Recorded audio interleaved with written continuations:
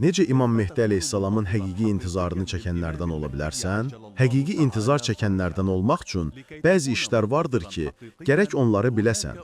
Onlardan biri, zamanənin imamını tanımaqlığın vacibliyidir. İmam Sadiq əleyhissalamdan nəql olunur, hər kim zamanəsinin imamını tanımadan ölsə, cahiliyyə dövründə ölən kimidir.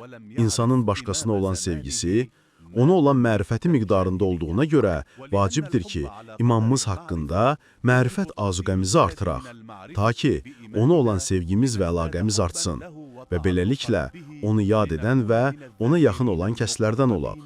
Ruhi tərbiyə.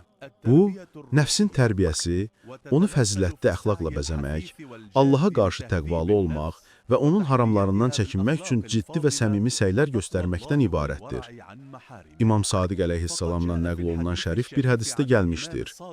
Hər kim qayma sahabələrindən olmaq istəyirsə, intizarda olsun, təqvanın ən yüksək dərəcəsinə və rəyə əməl etsin və gözəl əxlaqa sahib olsun.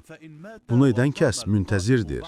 Əgər həmin kəs dünyasını dəyişsə və ondan sonra imam qiyam edərsə, həmin kəsin savabı, imamı görən adamın savabı və mükafatı qədər olar. Ciddiyyətlə çalışın və intizarda olun. Xoş olsun sizin halınıza, ey rəhm olunmuş dəstə. Duaları oxumaq. Sahibəl əmrdən, İmam Zaman əleyhissalamdan kömək istə və ona münacat et.